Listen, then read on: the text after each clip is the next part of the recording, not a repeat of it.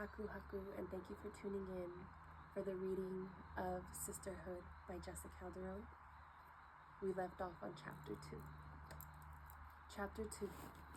Lori. Lori lived in Arleta from 8 years of age until she was 12 years old. Work had begun to slow down for her father, who worked in construction. As soon as summer vacation began, her parents moved Lori and her brother to the apartments just a few weeks before her 13th birthday. Walking around the apartments, Lori saw Gabby and Susie passing by on their scooters. Lori walked in the direction that she had seen the ladies riding in. Soon, she came across Susie, Gabby, and Isela. Lori decided to introduce herself and talk to them. Isela was the first to say hi. She shook Lori's hand as she said, "Hi, Lori, I'm Isela. These are my friends Gabby and Susie." Gabby and Susie followed suit by shaking hands and saying hi. Isela then said, "You kind of look familiar, don't you dance jingle?" Lori admitted that she did. Isela told Lori that she went to powwows and danced too.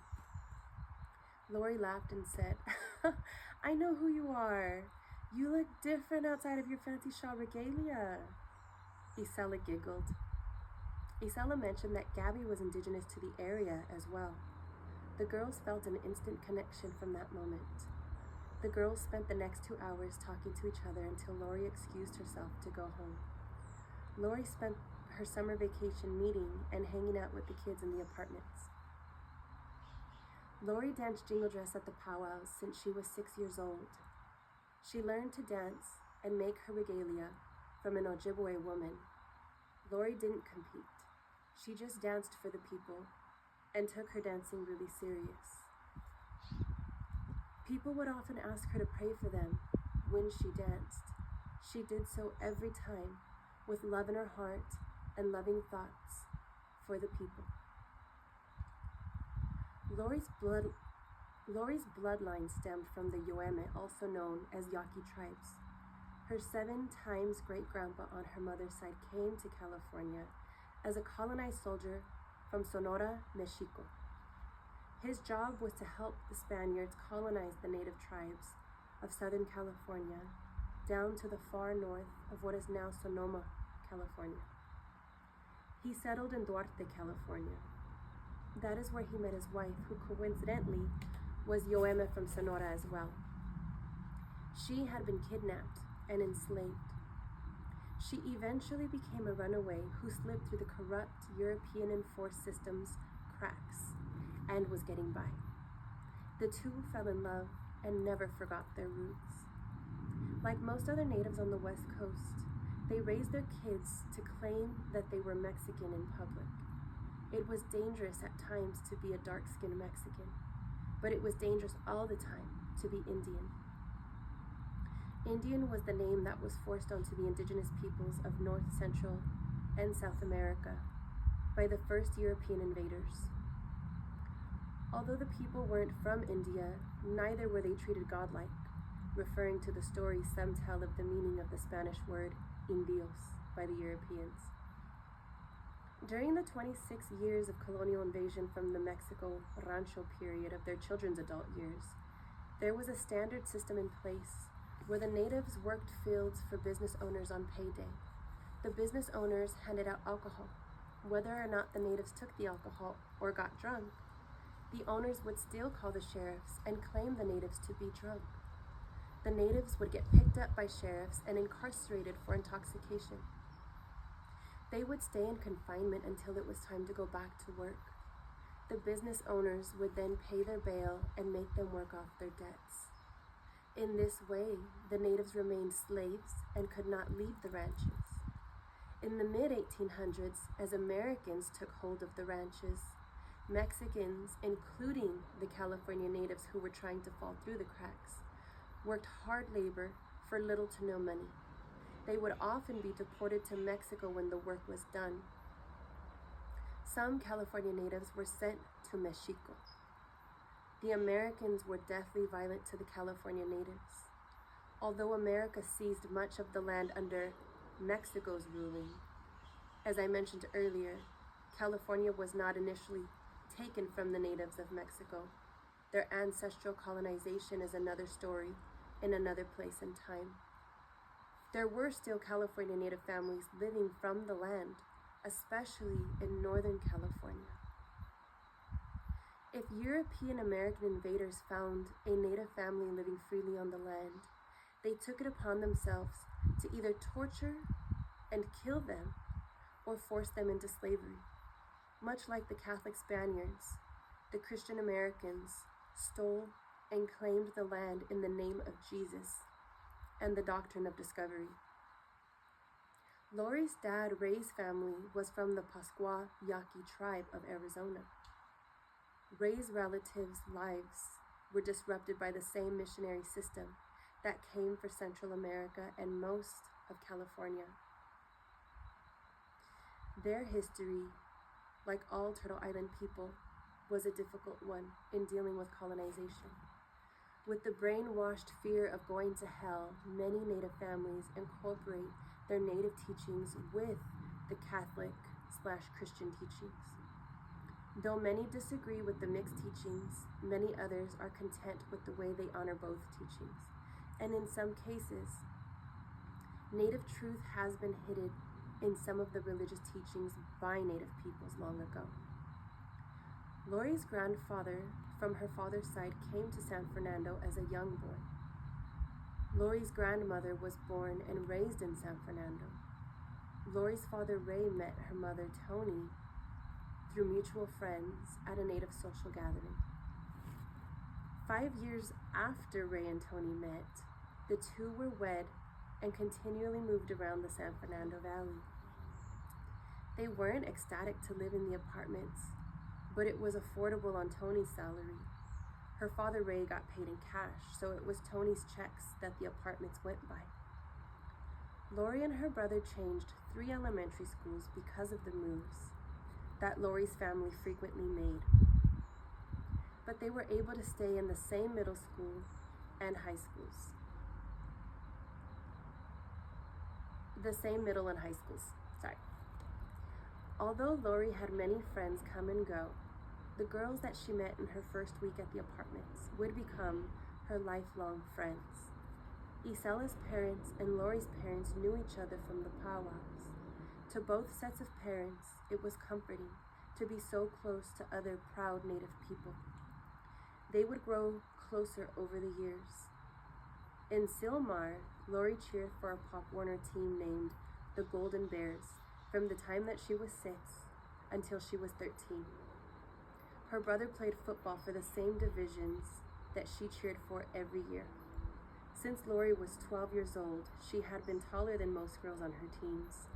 Lori always found herself either being the base or the spotter for the stunts. She used to dream of being a flyer, but that day never came. At ages 14 and 15, she was on an all-star team founded by the Valley's Pop Warner board. During the last year of All-Stars, she frequently complained of pain in her left leg during practice. Still, she hit hard during competitions. After each competition, she cried from the pain in her leg. Still, they always took first place. When All-Stars came to an end, she wanted to try out for the JV cheer squad at her high school. But the pain that had been living within her lower left leg since she was 11 was becoming more painful each day. Eventually, at the age of 15, she was walking home from school. The pain became so unbearable that Lori couldn't put any pressure on her leg without the urge to scream in pain. She asked Isela to push her to get home. Isela walked behind Lori, forcing her to go forward. Finally, they made it home. Lori fell to the floor in her room, crying hysterically.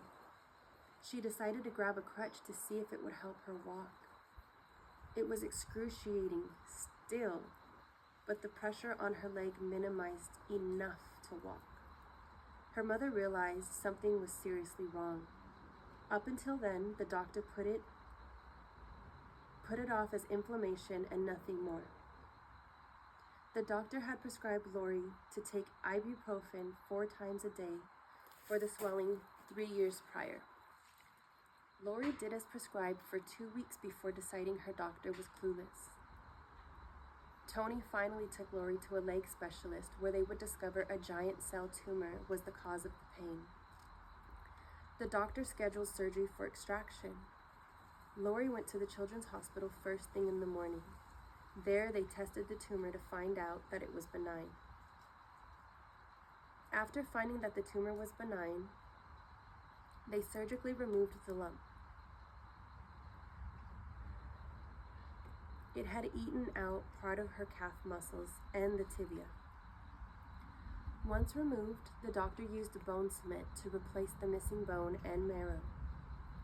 The bone cement put in place of the bone expanded and gave the last of the original standing bone a fracture. It took time for Lori to heal. She would choose to smoke weed and eat edibles, but refused to take doctor-prescribed painkillers. Lori was grateful that her best friends came to see her at the hospital. Although she drank on occasion, ate edibles, and smoked weed, Lori seemed to do well in school. Even living amongst so many druggies and gangbangers, her brother Andre used to drink and smoke with her now and again. But after moving into the apartments, he eventually began drinking more and doing coke with some of the other kids he hung around. Andre and Lori began to grow a little distant from each other. Lori was sad to see her brother doing so terribly with his addictions, especially because Native American people already had a bad rap of being lazy, alcoholics, and drug addicts. But most of these Native kids struggled with life in the Western world. Teachers and Joes off the street would tell Native kids Natives didn't exist. They were going to end up dead or in jail, pregnant by 13, or never amount to anything but a low-life druggie. These stereotypical kind of discouragement and expectations were common. It was a struggle for many Native children to ignore. All Lori could do was to speak up against it. Furthermore, pray for her brother as well as all of the kids facing this kind of discrimination. At the time, she continued to lead by example while finding and working on her own self. Lori also held a lot of empathy for the earth that she called Mother. Her parents taught her that Mother Earth has a spirit, and everything that comes from her has a spirit as well. From rocks, plants, water, insect, animal, to the human, all are related in the sense that everything contains energy. Lori watched her parents stand for the protection of Mother Earth. They also stood for civil rights. Her parents stood against the desecration of sacred sites, burial sites, oil extractions, natural gas extractions, water damming, pollution, and deforestation, to name a few. It was always a scary stance as corporations repeatedly proved through violence that they had no concern for citizens or the earth. Once, when Lori was 8 years old, a man flicked his cigarette butt out of the window. It landed near Lori's feet. The butt was still lit. Lori picked it up, looked both ways, then ran across the street to the car that was now sitting at a stop sign. Lori tossed the lit butt in the man's lap as she shouted, "Sir, you dropped something." The man threw his gear into park and opened the door. Lori ran across the street to her mother. Her mother stood very serious, although she was laughing hysterically in her mind. The man grabbed the cigarette butt and began shouting at Lori's mother. "What the fuck is wrong with your kid?" Tony asked, "You have the nerve to ask what's wrong with my daughter after you littered? Are you aware that you can get a ticket for littering? Or cause a fire by throwing a lit cigarette out of the window? Or that it will wash into the ocean? So don't you dare come cussing at me when you were the one in the wrong." Lori took a step forward and said, "I just wanted you to take care of our Mother Earth, sir." The man glared at Lori. He realized he was in fact in the wrong, but he was angry at the way Lori called him out on it. His anger began to lift as he said, "You're right. I promise to throw away my cigarette butts the right way from now on, kid. Lori smiled and said, I realize asking you to quit altogether for the sake of your own health would be pushing it, so I'll just say thank you. The man laughed and told Tony, You're raising her the right way. Tony smiled and nodded her head in gratitude to the man. He walked back to his car and drove off. Despite the typical family dysfunctions, Lori loved her immediate family very much. She found herself living with them on and off as she continued to grow physically, mentally, emotionally, and spiritually. That's it for chapter 2. If you enjoy going along with me as I read, please consider hitting that follow button and hitting that like button to help me get these stories into the algorithm and help it to grow. Thank you. Awesh koneha kakinalin, and I look forward to the next time.